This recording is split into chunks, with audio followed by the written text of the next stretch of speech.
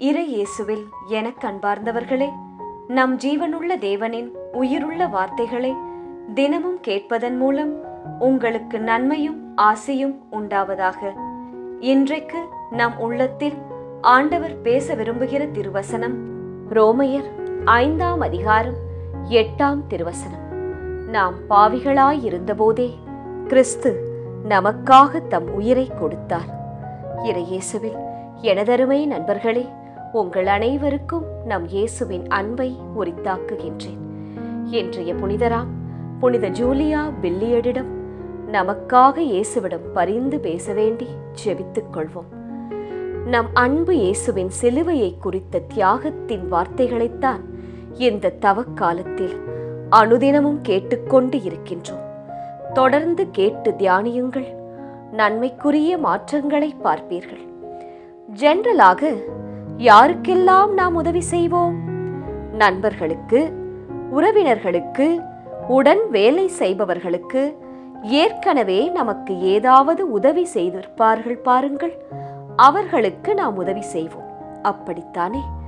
உங்களை ஒதுக்கி வைத்தவர்கள், கஷ்டம் கொடுத்தவர்கள், ஏமாற்றியவர்கள், நம்பிக்கை துரோகம் செய்தவர்கள், இவர்களை தேடிச் சென்று உதவி செய்வீர்களா? இல்லை. இதுதான் உலக வழக்கம், மனிதர்களின் பிஹேவியர். ஆனால் நம் ஆண்டவரின் குணம் என்ன தெரியுமா நண்பர்களே? நம் நேசரின் மனம் அது எப்படிப்பட்டது தெரியுமா? இன்றைய வசனத்தை கேளுங்கள். நாம் பாவிகளாயிருந்த போதே கிறிஸ்து நமக்காக தம் உயிரையே கொடுத்தாராம். ஆம், நாம் இன்று வரையும் இறை பற்றியின்றி தினமும் வாழ்கின்றோம். ஜெபிக்க மனமில்லாமல் வலுவற்று இருக்கின்றோம். ஆனாலும் தனக்கு தன் தந்தை குறித்த காலத்தில் இயேசு தன் உயிரையே கொடுத்தார்.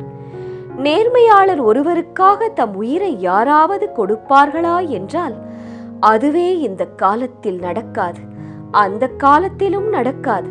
வேண்டுமானால் ரொம்ப நல்லவர்ப்பா இந்த மனுஷன் என்று பணம் பொருள் வேண்டுமானால் தருவார்கள். ஆனால் இயேசுவோ யாரும் செய்ய துணியாத காரியத்தை பாவிகளாகிய நமக்காகச் செய்தார். நண்பர்களே, இப்போது நாம் இயேசுவின் இரத்தத்தால் கழுவப்பட்டவர்களாயிருக்கின்றோம். இந்த மனிதர்களாகிய நம்மிடம் உள்ள சில குணங்களை பற்றி இதே ரோமையர் 5ஆம் அதிகாரம் கூறுகின்றது. கேட்போமா? முதலாவது, மனிதர் இறை பற்றியின்றி இருக்கின்றனர். இரண்டாவது, பாவிகளாய் இருக்கின்றனர். மூன்றாவது, பகைவர்களாய் இருக்கின்றோம் என்று வசனம் கூறுகிறது. கொஞ்சம் சிந்தியுங்கள்.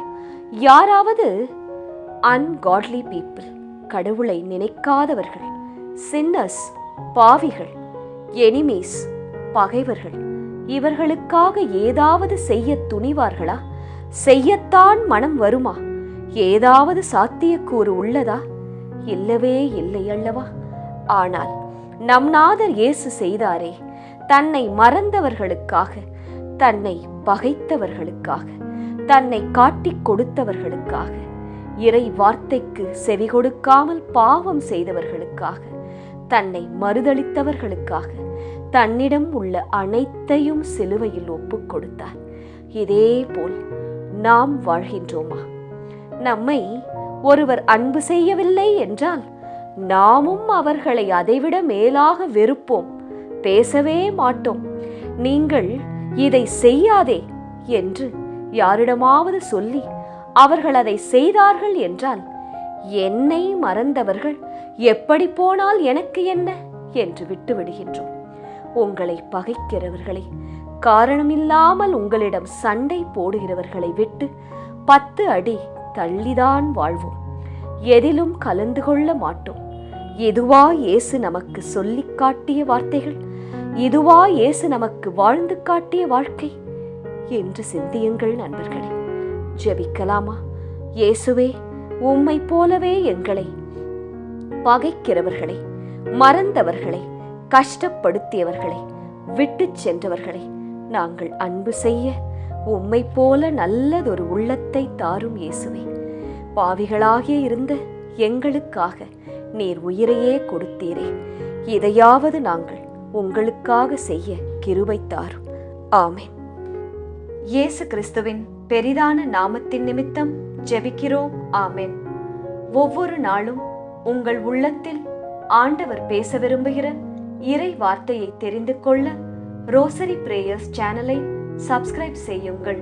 மேலும் உங்கள் நண்பர்கள் மற்றும் உறவினர்களுடன் ஷேர் செய்யுங்கள். நன்றி.